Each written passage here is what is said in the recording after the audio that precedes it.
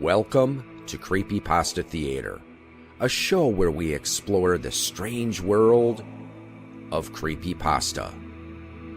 Join us as we hear tales best left untold, travel roads best left unexplored, and see sights best left unseen.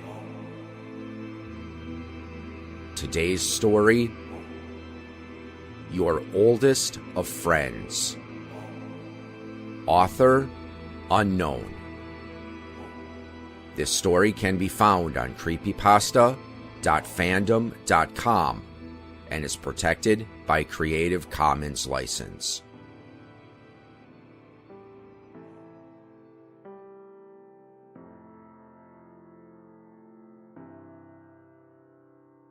Hello there. I'm not shocked that you don't remember me, although it's rather offensive to think that someone who spent your entire life with you could be forgotten so easily. Don't worry, you and I've still got a long trip ahead. Well, some of us a bit longer. Let's start at the beginning. I was there at your conception, and depending on the circumstances, laughed with joy, or stood shock still, biting my lip in thinly veiled horror, although I'm not one to keep that horror thinly veiled for long.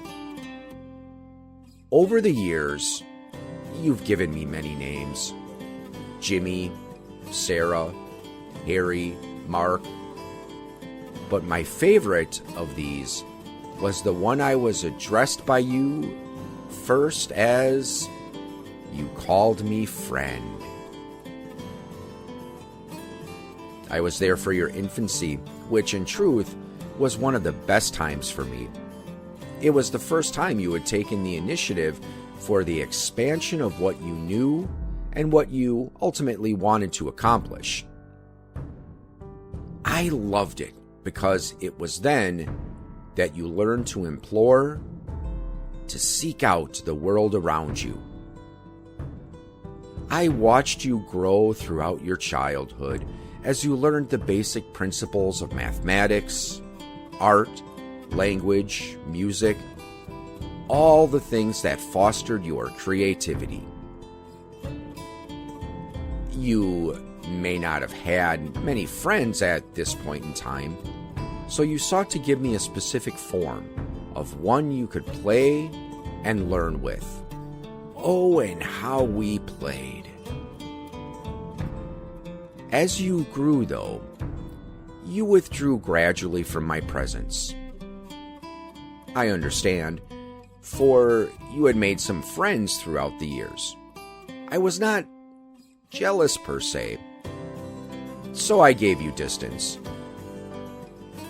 At this point in your life, you were able to more easily perceive me, granting unto me a new title, the one you called Boogeyman. As you grew into your teens, I again withdrew my presence, becoming more subtle in my methods of observing you.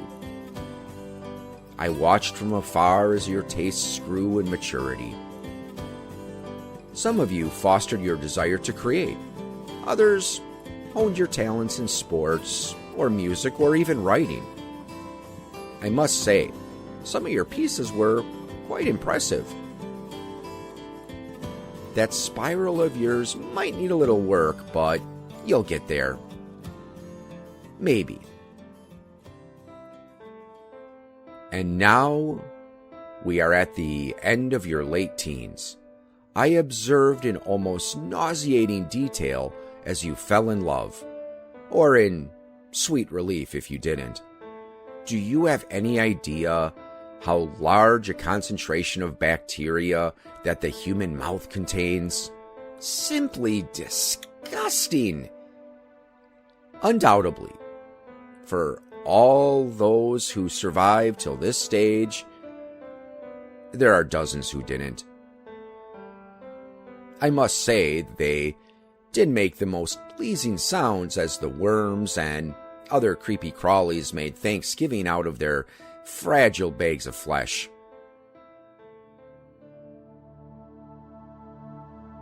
By now, you're undoubtedly recoiling from this unexpected statement.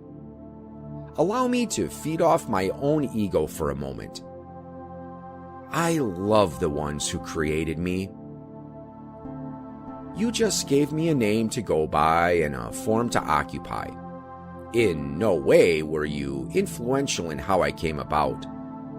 I would exist and observe you, whether you named me or not. Do you remember that old animal science lesson about the wonderfully interesting Deathwatch beetle? You know, the one you completely ignored because you have the attention span of a housefly bathed in caffeine. That's the beetle that describes me. I lie in wait, ready to bring about your funeral knell. Not in the form of a knock, but in the form of a blaring car horn, a flatlining heart rate monitor, a series of gunshots, or that final rev of the chainsaw.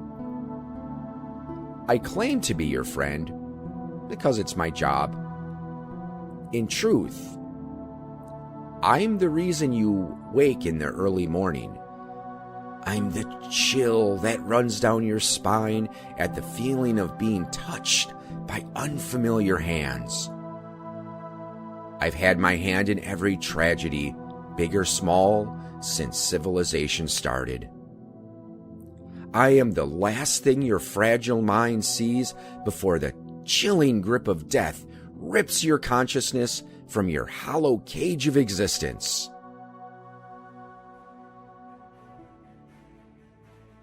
I am the one born in many, my 7 heads bringing a hunger that cannot be satiated.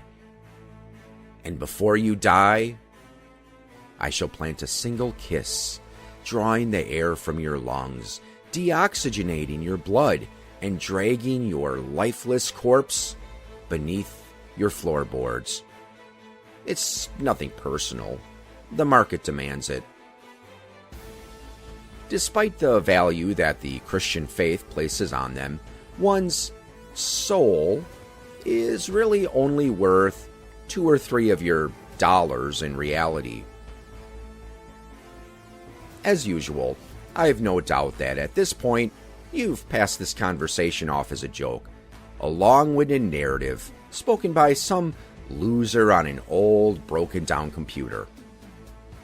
After all, who would ever possibly believe that someone's imaginary friend would follow them their entire lives just to break into their house, murder their loved ones in the middle of a pleasant conversation, then do the same for them?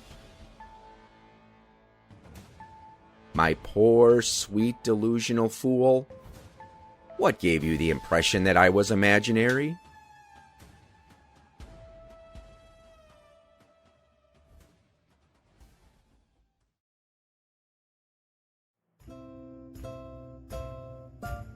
You have been listening to a presentation of Point of Insanity Game Studio.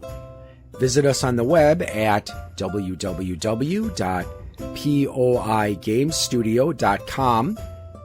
Follow me on most social media sites at POI Game Studio, and check out my music channel on YouTube at Al Seeger Music.